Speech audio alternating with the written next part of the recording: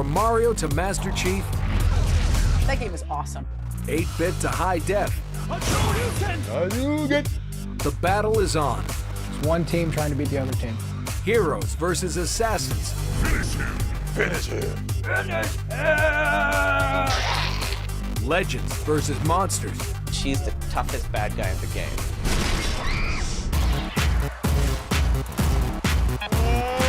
Boom shakalaka. We're counting down the top 100 video games of all time. Cool. Mario Brothers is basically like a quest on acid. Just last night, I was lost in the jungle with Pitfall Harry. I love shooters. Best game of all time's Mario Party. Skyrim is a way of life. Best game of all time. But that's a game we used to play a lot. Portal is the best game on the planet. I got really hooked on that game.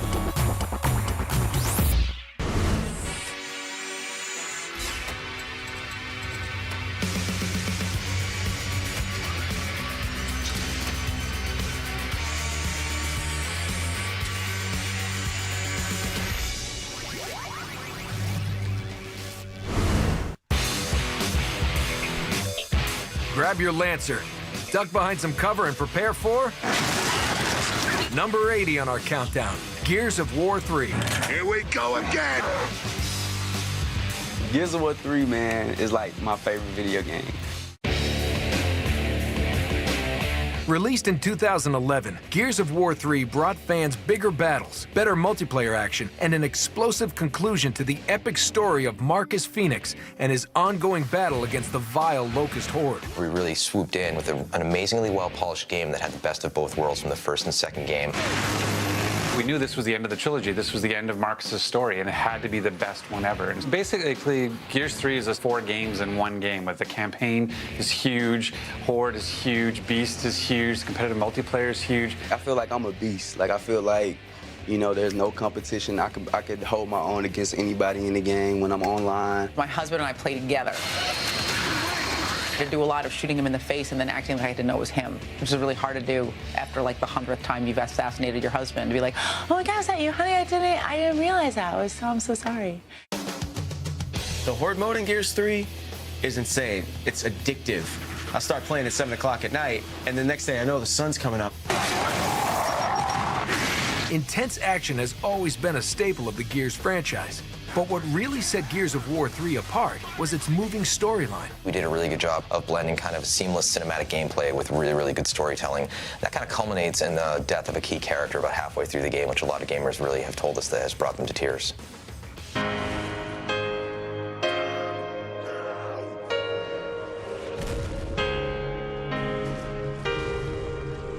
Dom's death. I sat in silence for 4 minutes. We paused it. We couldn't do anything else. It was so well done. The acting, the writing. I was literally crying. It's that good. And we tried to make something that everyone can connect with. And so I think that's one of the strengths of Gears of War, is that it has characters that people can relate to. Dom dies. Bleep that. I was sad. We were pissed. We had to drink after that. We had to pour out a 40 for our homie.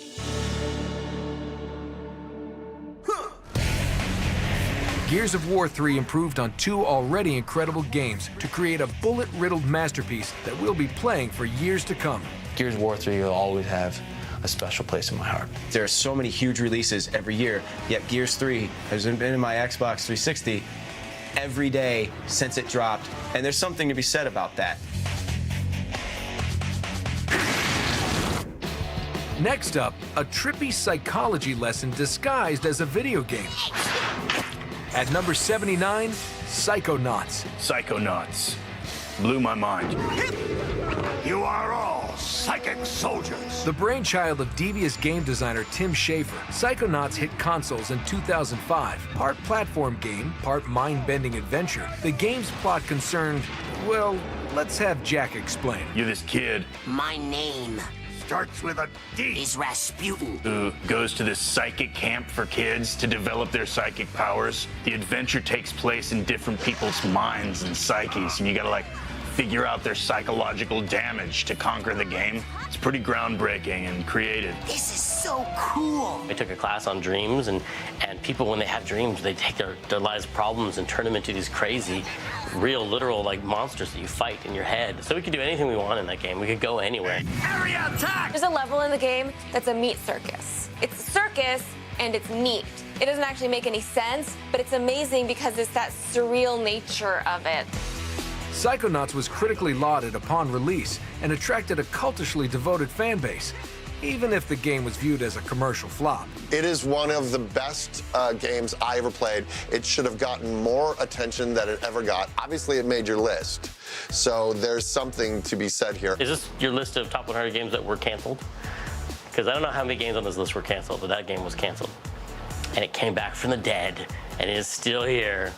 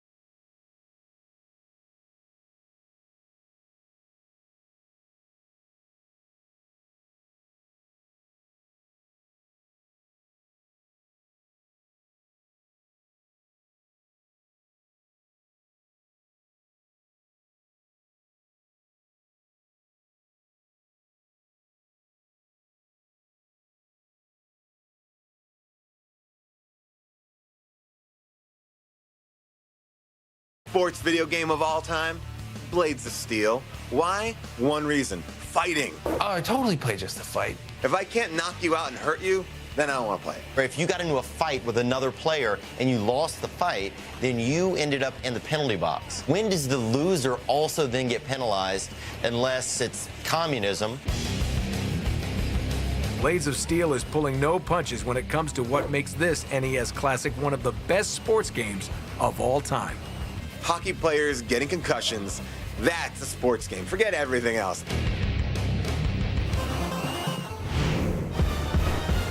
And now, a post-apocalyptic epic that nuked gamers' idea of what an RPG could be. At number 75, Fallout 3. That game is awesome. It also made me prepare like a really well-stocked Armageddon kit. Released in 2008, Fallout 3 dropped gamers into the middle of a post-nuclear Washington, D.C. and a fight for survival. You renegade and you find yourself out in the Earth that has been destroyed by this nuclear disaster.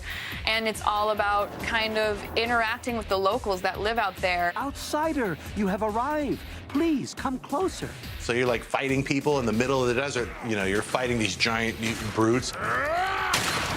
I got into some weird cult where there's like a tree god who's like, please kill me. Wave bye-bye, Bob. You've got this whole world open to you. And you're like a kid in the candy store. You just want to run around and try everything at once. I killed the ant lady. And I wore her ant head for a while after I killed her. The open world of Fallout 3 was so enormous, it took players hundreds of hours to explore it all. Oh, I think at the end probably might have pushed, like, it might have been pushing towards 300 hours of Fallout 3 that I played. I set challenges for myself to collect every single outfit that there was in the Wasteland. So in my house, I had closets of different clothing, which why would I do that? That was the one game that almost like did me in. My girlfriend's like, go to sleep. It's like 3, I will. 3 in the morning, cuts it like 8 in the morning. I have to be at work at like 10. I'm like, still playing it. That's what I like the most about it. Really fun. Hours and hours and hours of fun. Fallout 3 mashed together RPG conventions, an enormous open world, and the frenetic gameplay of a shooter to create one of the best games of all time. It has literally excels in every single area, from the storytelling, from the depth, from the amount of characters and experience that you have. It's really the type of game that you spend days and days and days exploring. Fallout 3 is one of my all-time favorites.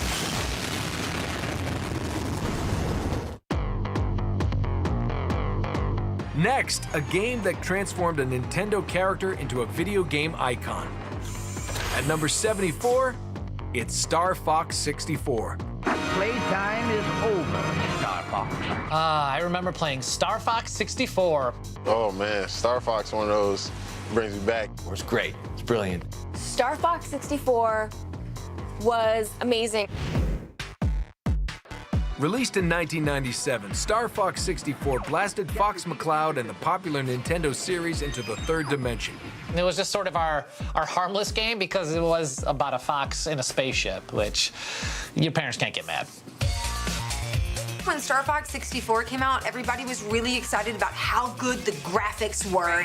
We need your help, Star Fox.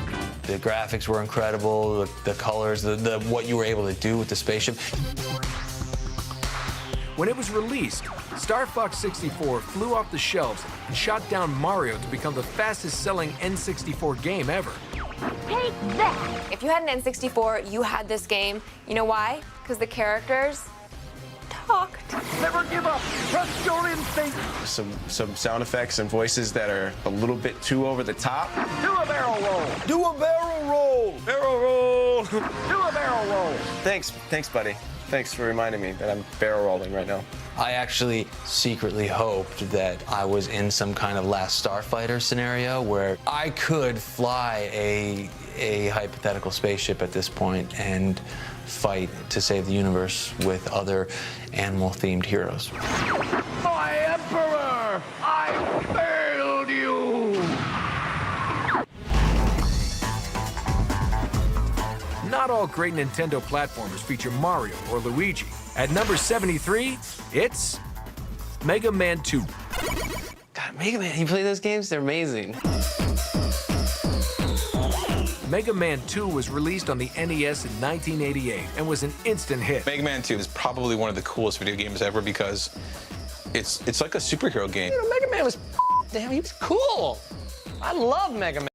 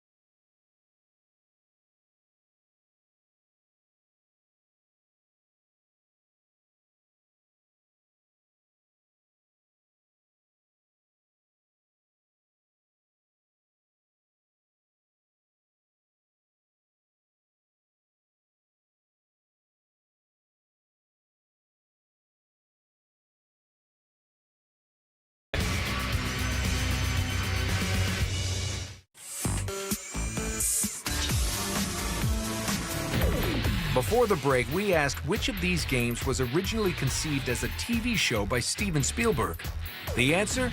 The Dig. It was based on an idea for an episode of the TV series Amazing Stories.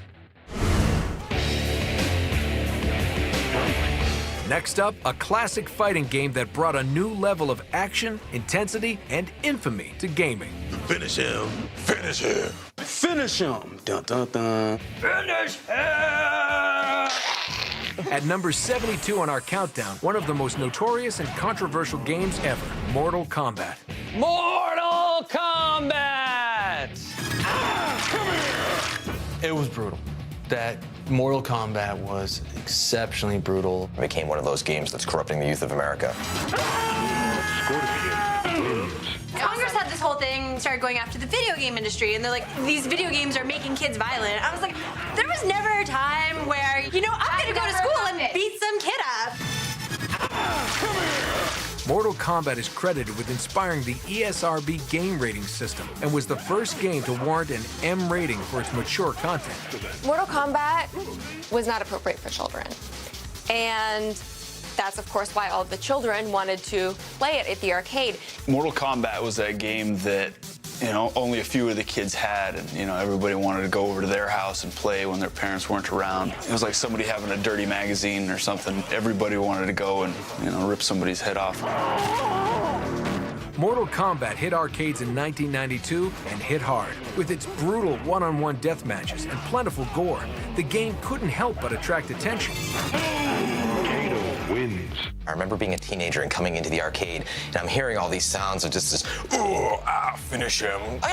These like kung fu sounds, and it had this kind of like photorealistic style that I hadn't seen up to that point yet. It was amazing. It was the first time that I saw people lining up to play an arcade game. It's the first time I saw people putting their money down and saying, I got next.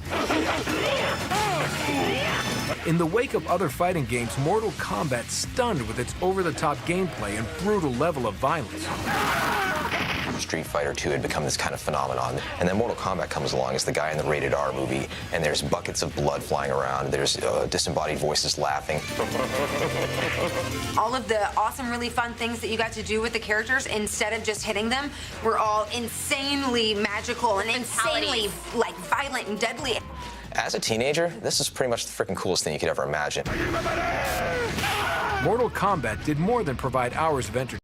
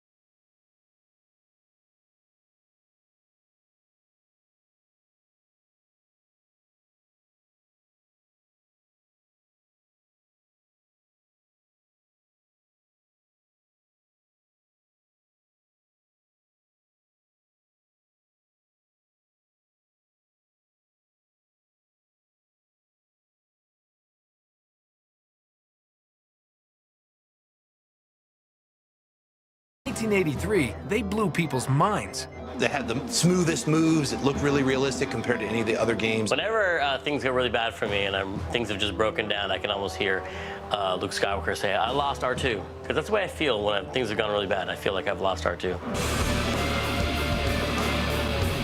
LucasArts' 1983 arcade classic was the ultimate dream come true for millions of Star Wars fanatics. Use the Force, Luke. I don't think licensed games got really any better than that after Star Wars.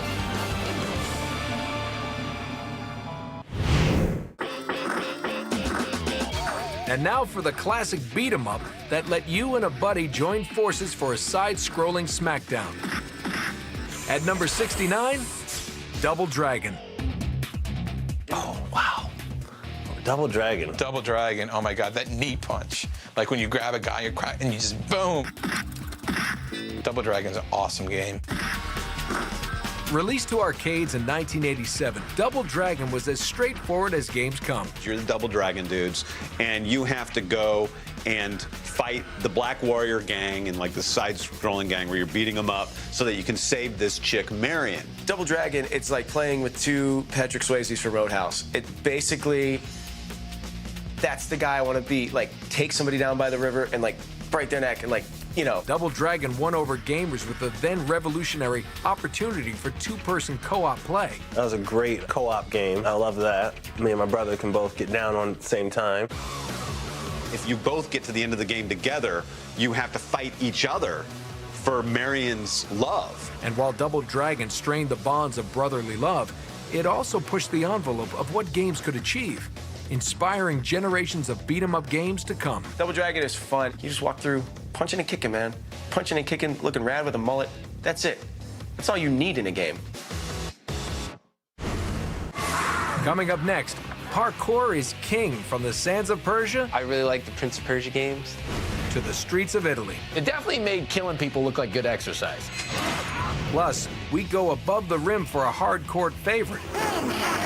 Boom shakalaka! But first, Prince of Persia: The Sands of Time is the second highest grossing video game movie adaptation ever. What's first?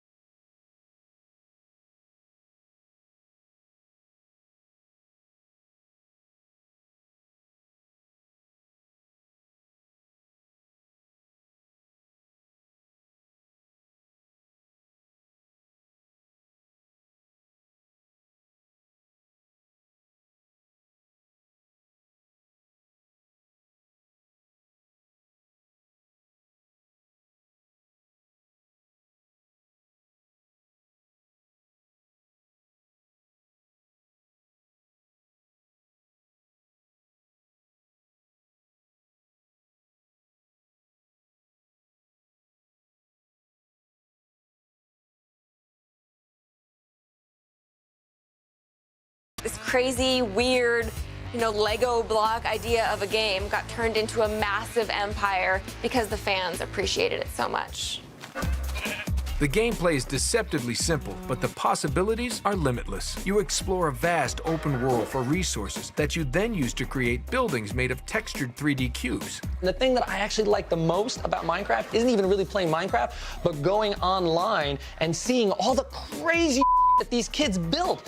I barely put a sword together, and these kids have rebuilt the entire Game of Thrones set, or the entire Final Fantasy world, or like Star Wars, and that to me is the best. Minecraft is a game like no other, and one that is only limited by the scope of your imagination.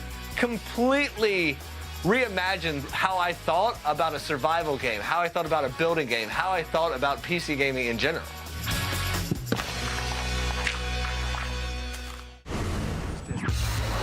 Now it's time to step into the Animus to take on the Templars. At number 66 is the highly acclaimed open-world stealth action game, Assassin's Creed 2. What I loved about it is the attention to detail, and I also thought the storyline was really engaging. Assassin! Show yourself! Or are you afraid? Assassin's Creed 2, 100% sync. Every single side mission, every single weapon. If I don't finish everything on the disc, I'm not a whole person. Released to consoles in 2009, Assassin's Creed 2 sends Desmond Miles into the stealthy shoes of his badass ancestor Ezio and takes the fight for control of the modern world to 15th century Italy. This is one of, if not the most faithful recreation of any city in any video game ever. You play through this game and you feel like you've actually visited Italy. You would run across the rooftops and then run over and chat with Leonardo da Vinci. Sure. Now tell me, how may I be of service? Da Vinci was your guy who created all these crazy gadgets for you to help you complete your missions. Like he taught you how to fly. Shut the flying demon! The truth puzzles in the game, right? So incredibly hard. Anybody that tells you that they solved all of the truth puzzles, either A, looked them up on the internet, which is probably what you guys did, or B, they're the smartest person in the world.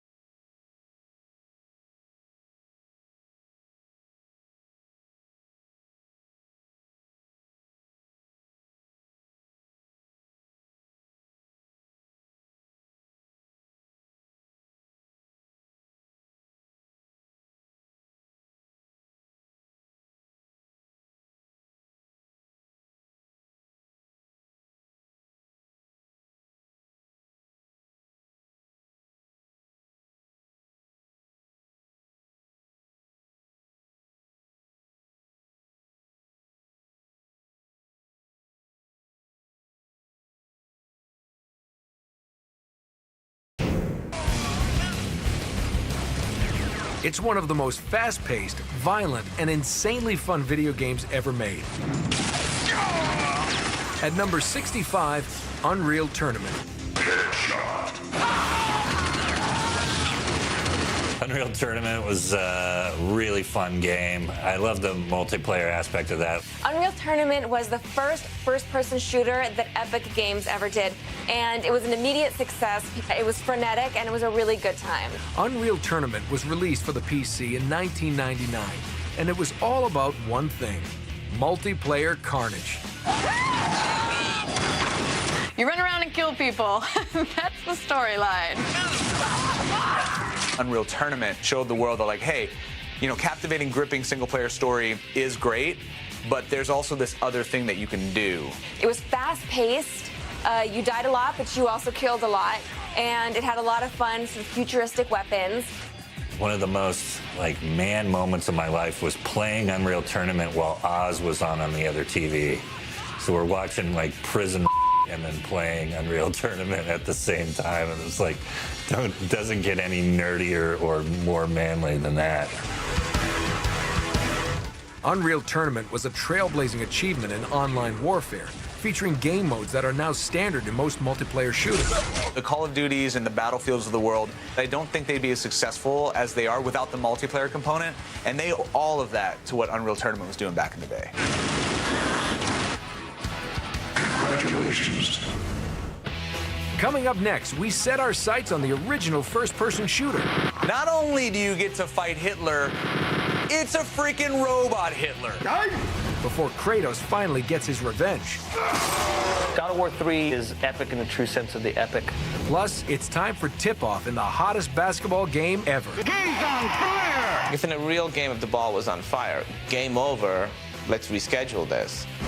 But first, the announcer in NBA Jam is modeled after which famous sportscaster? The answer when the top 100 video games of all time returns.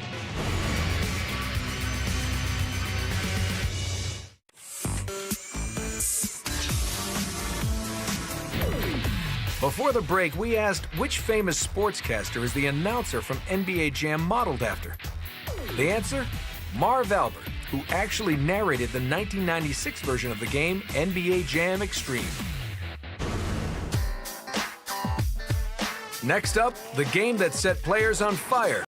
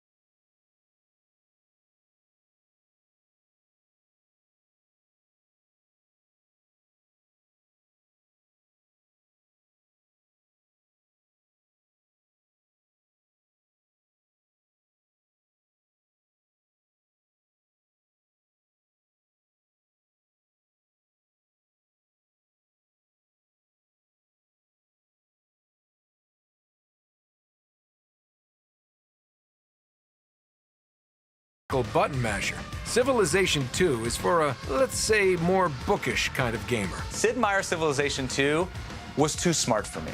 I can't manage a civilization. It's just not within my power. Released for the PC in 1996, Civilization 2 expanded on the original by giving players new units, wonders, and technologies. Let us trade technologies now and destroy them later. It was cool building up your armies and civilizations.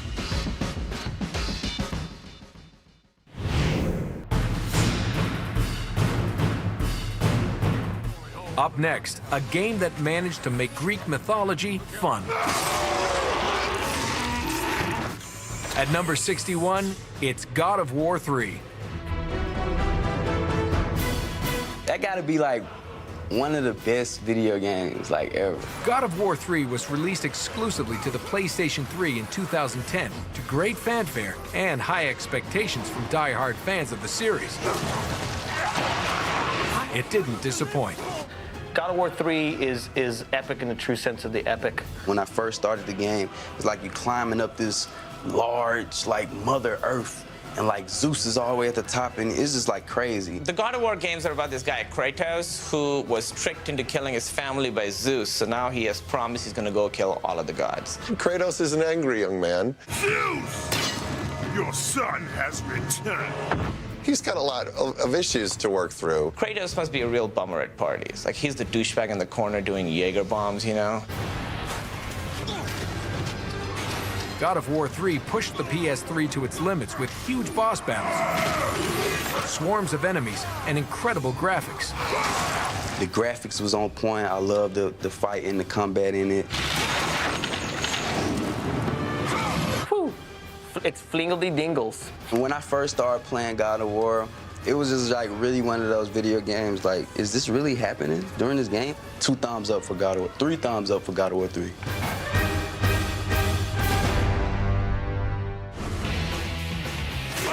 Coming up on the top 100 video games of all time. I got it. I finished it. I'm addicted. We launch into the top 60 with some of the most infamous, call it Murder Ride, most difficult, It was face melting, and most beloved games in history.